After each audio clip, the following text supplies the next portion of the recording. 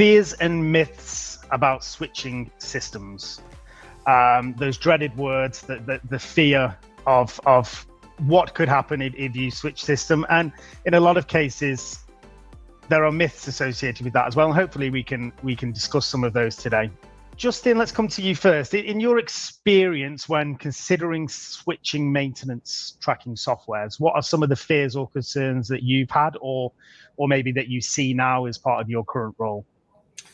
I would say the compatibility and technology. A lot of times you have platforms that have tools that other platforms don't.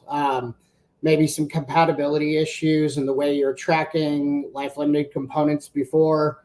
For instance, like penalty factors, creep rates, things like that. Maybe one system does it one way, another system does it another way.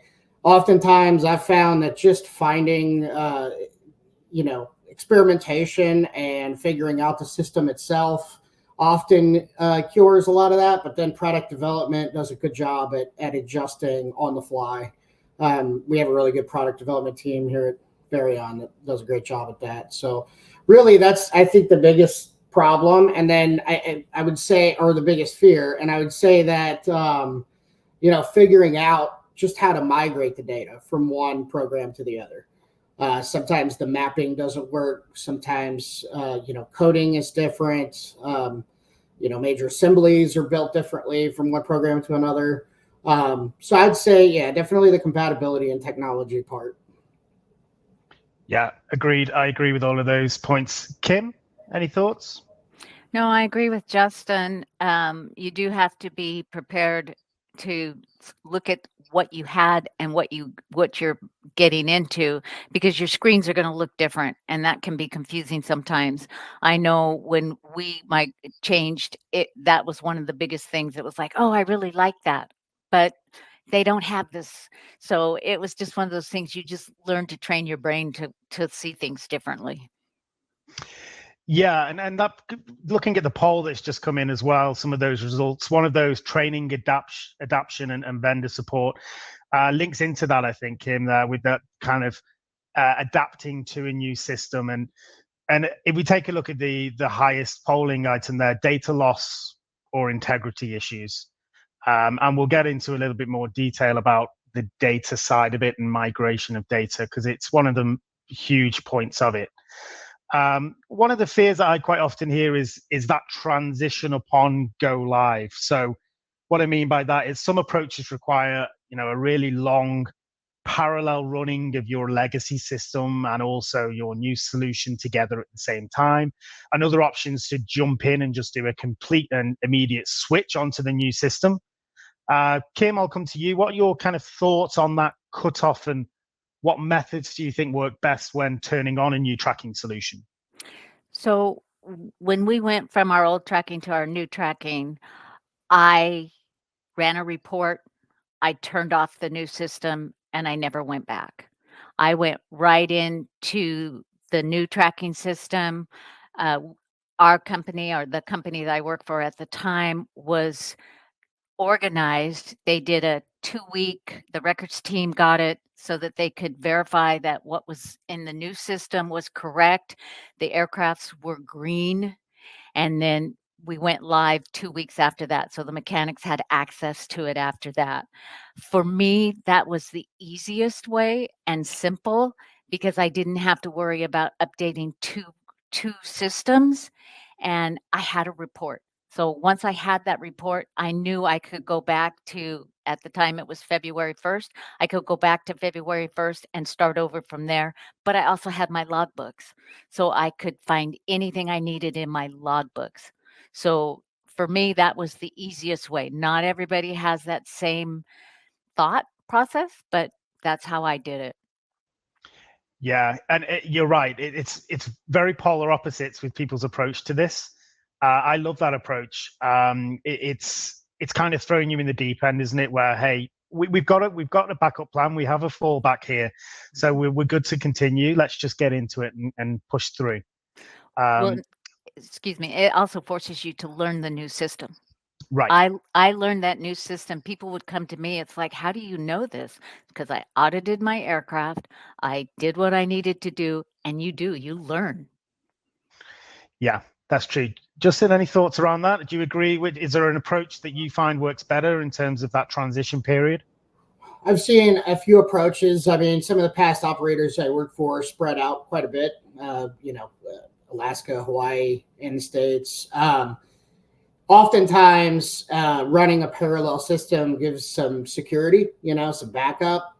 It also kind of, trains the operator in how to read the new system, right? Because things may be formatted differently, or things just may look different, right? They're inevitably going to. So I know in one of the past operations where we implemented a new program, it was an enterprise program instead of just a maintenance tracking program. So it took quite a bit of working the kinks out, the bugs out, and getting all of the different regions comfortable, providing them the training that was required. All of that, I've seen parallel systems run for a long period of time in that transition, and it's helped. But I agree with Kim also. I mean, I know that anytime I've had to use a system and been thrown into it, and like you said, sink or swim, it's, you learn it. You learn you have to learn it. It's necessity. So I mean, I think both approaches are good, and I've even used Excel spreadsheets, right?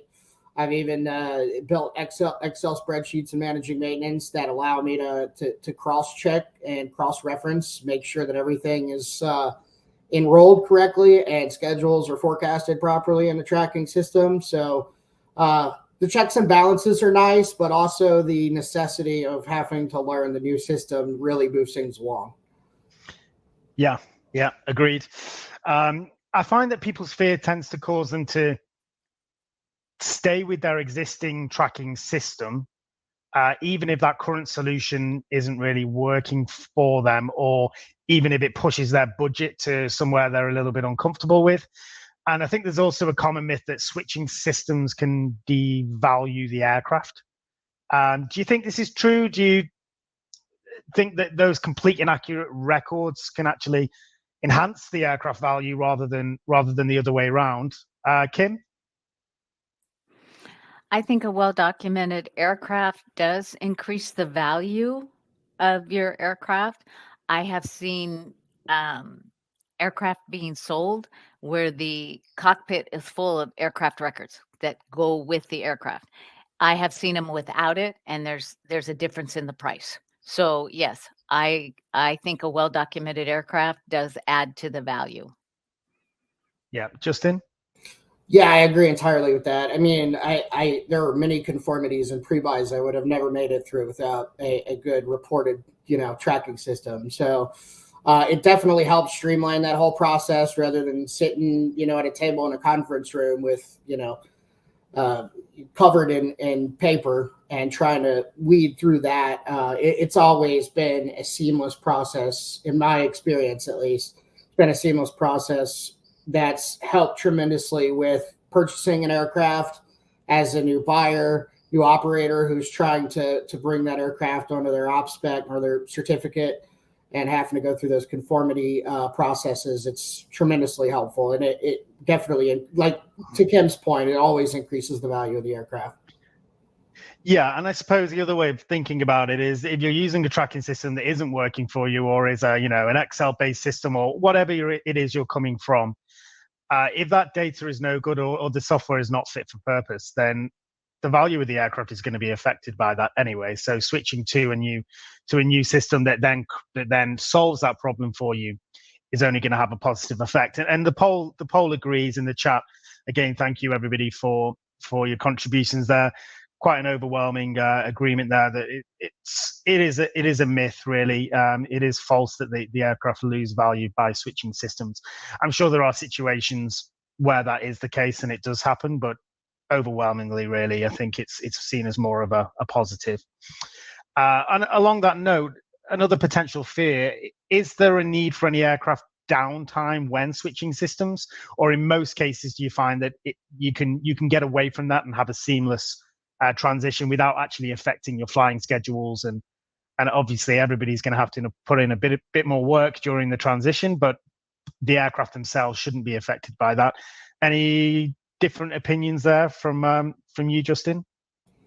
No, I think you said it. I think you said it perfectly. I mean, it's oh,